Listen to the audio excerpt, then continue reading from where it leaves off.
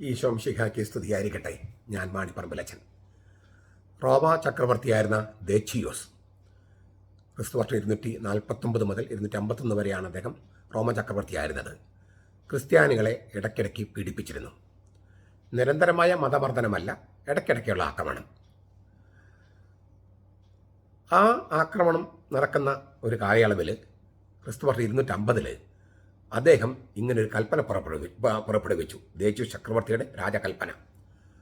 റോമ ചക്രവർത്തി നിയമിക്കുന്ന കമ്മീഷണർ മുമ്പാകെ ക്രിസ്ത്യാനികൾ റോമായുടെ ദേവഗണങ്ങളെ ആരാധിക്കണം, വിഗ്രഹങ്ങളെ ആരാധിക്കണം. ഇല്ലെങ്കിൽ മരിക്കാൻ തയ്യാറാകുക. വിശുദ്ധ ഫാബിയനടക്കം പല ക്രിസ്ത്യാനികളും ജനുവരി മാസത്തിൽ തന്നെ വധിക്കപ്പെട്ടു. ചിലർ വിശ്വാസം ഉപേക്ഷിച്ച് മരണത്തിൽ നിന്ന് താൽക്കാലികമായി രക്ഷപ്പെട്ടു. മതമർദ്ദനം തീർന്നപ്പോൾ സഭയിൽ വലിയൊരു പ്രശ്നം രൂപപ്പെട്ടു. റോമാരൂപതയിലെ വൈദികനായിരുന്ന നൊവേഷ്യൻ്റെ നേതൃത്വത്തിൽ ഒരു ഗണം ആളുകൾ പറഞ്ഞു, മതപീഡന കാലത്ത് വിശ്വാസം ഉപേക്ഷിച്ചവരെ സഭയിൽ തിരിച്ചെടുക്കരുത്. അവർ പശ്ചാത്തപിച്ചാലും അവർ തിരിച്ചെടുക്കാൻ പാടില്ല. ഇനി തിരിച്ചെടുക്കുകയാണെങ്കിൽ തന്നെ അവർ വീണ്ടും മാമോദിസം മുക്കണം. ഇതായിരുന്നു നൊവേഷ്യൻ്റെ നേതൃത്വത്തിലുള്ള ഒരു ഗണം ആളുകളുടെ നിലപാട്. കാർത്തേജിൽ സിപ്രിയാനോടൊപ്പം ഈ നിലപാടിനെ എതിർത്തത് കൊർണേലിയൂസ് മാർപ്പാപ്പയാണ്.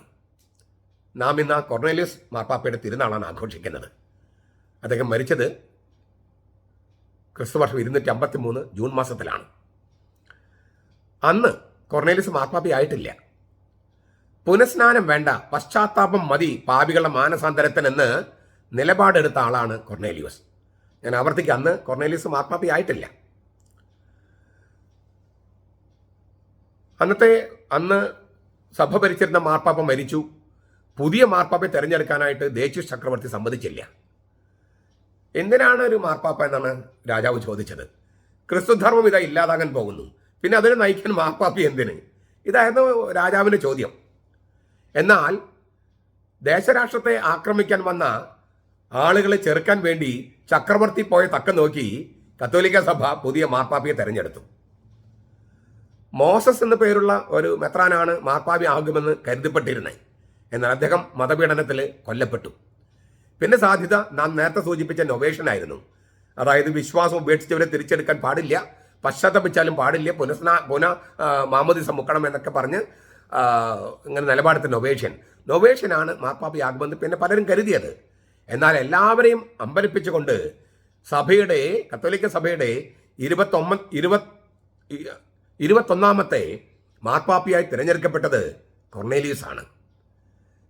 മനസ്സോടെയാണ് അദ്ദേഹം പാപ്പസ്ഥാനം സ്വീകരിച്ചത്. 251 മുതൽ 253 വരെയായിരുന്നു പാപ്പസ്ഥാനം. ഈ നൊവേഷ്യൻ മാർപ്പാപ്പയാകുമെന്ന് കരുതപ്പെടുന്ന നൊവേഷ്യൻ അദ്ദേഹം കോപം കൊണ്ട് ജ്വലിച്ച് എതിർ മാർപ്പാപ്പയായിട്ട് സ്വയം പ്രഖ്യാപിച്ചു. ഇല്ലേ, വിമത നേതാവായിട്ട് പ്രഖ്യാപിച്ചു. ആന്റി പോപ്പ്, എതിർ മാർപ്പാപ്പ. കൊർണേലിയൂസ് മെത്രാന്മാരുടെ എല്ലാം സൂനദോസ് വിളിച്ചു കൂട്ടി. 60 മെത്രാന്മാരാണെന്ന് പങ്കെടുത്തത്. നൊവേഷ്യന് ആരും പിന്തുണ നൽകിയില്ല. അപ്പോൾ സ്വാഭാവികമായിട്ടും നൊവേഷ്യൻ വിമതപ്പണി അത് ഏശിയില്ല. ദേച്ചിയോസ് ചക്രവർത്തി 251 യുദ്ധത്തിൽ കൊല്ലപ്പെട്ടു. ട്രെബോണിയസ് ഗാലൂസ് പുതിയ ചക്രവർത്തിയായി. വീണ്ടും ഒരു മതമർദ്ദനമുണ്ടായി. ആ സമയത്ത് നാട് കടത്തപ്പെട്ട കൊർണേലിയൂസ് മാർപ്പാപ്പ പ്രവാസത്തിൽ വെച്ച് കൊല്ലപ്പെട്ടു. അദ്ദേഹത്തിൻ്റെ കബറിടത്തിൽ ഇങ്ങനെയാണ് എഴുതിയിരിക്കുന്നത്: രക്തസാക്ഷിയായ കൊർണേലിയൂസ്. കത്തോലിക്ക സഭയെ നയിച്ച 21ാമത്തെ മാർപ്പാപ്പയാണ് കൊർണേലിയൂസ്. നമുക്ക് വലിയ സാക്ഷ്യമാണിത്. ഒരുപാട് പ്രശ്നങ്ങൾ ഇപ്പോൾ നമ്മൾ വിമത പ്രവർത്തനങ്ങളെല്ലാം കാണുന്നു സീറോ മലബാർ സഭയിൽ. ഇപ്പോൾ നമുക്ക് സ്വാഭാവികമായിട്ടും നമുക്ക് അസ്വസ്ഥതയുണ്ട്, സങ്കടമുണ്ട്. പക്ഷേ ഇതൊക്കെ എല്ലാ കാലത്തും ഉണ്ടായിരുന്നു എന്നാണ് നമ്മൾ സഭാചരിത്രം പഠിക്കുമ്പോൾ മനസ്സിലാകുക.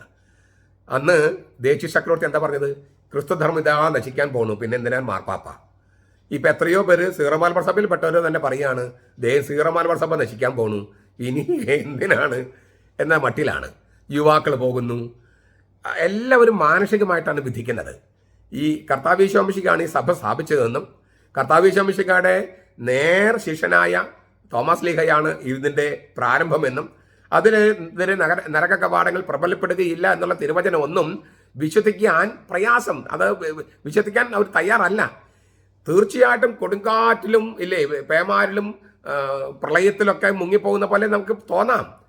പക്ഷെ ആ വഞ്ചിയിൽ സഭയാകുന്ന വള്ളത്തിൽ കർത്താവ് ഈശോ ഉള്ള കാര്യം പലരും മറന്നു പോകുകയാണ്. അതുകൊണ്ട് നമുക്ക് കിട്ടിയിരിക്കുന്ന മാനുഷിക നേതാക്കന്മാരിൽ മാത്രം നമ്മൾ വിശ്വാസം അർപ്പിക്കാതെ, പ്രത്യാശ അർപ്പിക്കാതെ കർത്താവ് ഈശോ മിശിഹായിൽ പ്രത്യാശ അർപ്പിക്കുക. നമ്മൾ ഇല്ലേ ഇപ്പോൾ നശിക്കും എന്ന് വിചാരിച്ചിടത്തൊക്കെയും പിന്നെയും പൊട്ടിമുളച്ച് വരികയാണ്. പിന്നെ ഏതാനും ചില വാർത്തകൾ കേട്ടിട്ടാണ് ആളുകൾ പറയുന്നത് ഒരു പള്ളി മ്യൂസിയമാക്കി, അത് അല്ലേ വലിയ വാർത്തയായിരിക്കും അത്. എന്നാൽ ഈ ഒരു ഞായറാഴ്ച ഇല്ലേ 700 കോടിയിൽ മേലെയുള്ളോ ലോകത്തെ ആളുകളുള്ളത്, അതിൽ 200 കോടിയോളം ക്രിസ്ത്യാനികളാണ്. ആ 200 കോടിയിൽ ഏകദേശം 150 കോടി ആളുകൾ ഞായറാഴ്ച പള്ളി പോകുന്നുണ്ട്. 150 കോടിയോളം ആളുകൾ പള്ളി പോകുന്നുണ്ട്. അത് വാർത്തയാണോ? അല്ല. ഒരു പള്ളി മ്യൂസിയം ആക്കിയാൽ അത് വാർത്തയാണ്. ക്രിസ്ത്യാനികൾ പള്ളി പോകുന്ന വാർത്തയാണോ? അത് അവരുടെ ജീവിതശൈലിയല്ലേ. അപ്പോൾ 150 കോടി ആളുകൾ ഈ കഴിഞ്ഞ ഞായറാഴ്ച പള്ളി പോയി, കുർബാനയിൽ പങ്കെടുത്തു, അല്ലെങ്കിൽ അതുപോലത്തെയുള്ള സർവീസുകൾ പങ്കെടുത്തു. അതൊരു വാർത്തയല്ല. പക്ഷെ ഒരു പള്ളി മ്യൂസിയം ആക്കുകയോ കലക്ഷാപ്പാക്കുകയോ ചെയ്തോ വലിയ വാർത്തയായിരിക്കും. അപ്പോൾ അതല്ല, ആളുകൾ അതാണ് കാണുന്നത്. ഈ വലിയൊരു ശതമാനം നന്മ കാണാതെ ചെറിയൊരു പ്രശ്നം, അതാണ് ആളുകൾ ഈ പത്രം അല്ലേ മാധ്യമത്തിൽ വരുന്ന ഇതാണ് ശരിയെന്ന് വിചാരിച്ച്, മാധ്യമത്തിൽ അങ്ങനത്തെ കാര്യങ്ങൾ വരുള്ളൂ. അല്ലാതെ എല്ലാ ഞായറാഴ്ചയും മാധ്യമങ്ങൾ അച്ചടിക്കാൻ പറ്റുമോ ഇന്ന് 150 കോടി ആളുകൾ പള്ളിയിൽ പോയി പ്രാർത്ഥിച്ചു എന്നൊക്കെ? അത് ക്രിസ്ത്യാനികളുടെ ശൈലിയാണ്. അതിനകത്ത് ഇല്ലേ വിശേഷിച്ചൊന്നും ഇല്ലാത്തത് കൊണ്ട് അത് വാർത്തയല്ല. ഞാൻ പറഞ്ഞു വരുന്നത്, നമ്മുടെ ഈ മതമർദ്ദനമോ അല്ലെങ്കിൽ വിമത പ്രവർത്തനമോ അങ്ങനെയുള്ള ധാരാളം പ്രശ്നങ്ങൾ എല്ലാ കാലത്തും സഭയിൽ ഉണ്ടായിട്ടുണ്ട്. സഭ ഇപ്പം നശിച്ചു പോകുമെന്ന് വിചാരിച്ചിട്ടുണ്ട്. പ്രോട്ടസ്റ്റന്റ് ഈ മാർട്ടിൻ ലൂതർ പ്രോട്ടസ്റ്റന്റ് വിപ്ലവം തുടങ്ങിയപ്പോൾ കത്തോലിക്ക സഭ അന്യം നിന്ന് പോകുമെന്നാണ് മിക്കവരും വിചാരിച്ചത്. പക്ഷേ വിശുദ്ധരിലൂടെയും അല്ലാതെയും സാധാരണക്കാരുടെയും കർത്താവ് പ്രവർത്തിക്കുന്നു. എന്നിട്ട് ഇപ്പോൾ പ്രോട്ടസ്റ്റന്റുകാർ പലരും തിരിച്ചു വരാൻ ആഗ്രഹിക്കുന്നു കത്തോലിക്ക സഭയിലേക്ക്. അതിന് ചർച്ചകൾ നടക്കുന്നു. എന്തുമാത്രം ചർച്ചകൾ നടക്കുന്നു? കത്തോലിക്ക സഭ അവരിലേക്ക് പോകാനല്ലല്ലോ ചർച്ചകൾ, കത്തോലിക്ക സഭയിലേക്ക് ആളുകൾ തിരിച്ചു വരാനല്ലേ ചർച്ചകൾ. അതൊരു ഗംഭീരമായ സംഗതികളല്ലേ നടക്കുന്നത്. അതിനാൽ നമ്മുടെ ഓരോരുത്തരും ചുമതലയാണ് ഈ വിശ്വാസം സംരക്ഷിക്കുക എന്നുള്ളത്. പക്ഷേ ആത്യന്തികമായിട്ട് കർത്താവിൽ പ്രത്യാശ അർപ്പിക്കുക എന്നുള്ളതും നമ്മുടെ ചുമതലയാണ്. അങ്ങനെ സംഭവിക്കട്ടെ. നമ്മുടെ കർത്താവ് ഈശോ മിശിഹായുടെ കൃപയും പിതാവായ ദൈവത്തിന്റെ സ്നേഹവും പരിശുദ്ധാത്മാവിന്റെ സഹവാസവും നാം എല്ലാവരോടും കൂടി ഉണ്ടായിരിക്കട്ടെ, ഇപ്പോഴും എപ്പോഴും എന്നേക്കും. ആമേൻ.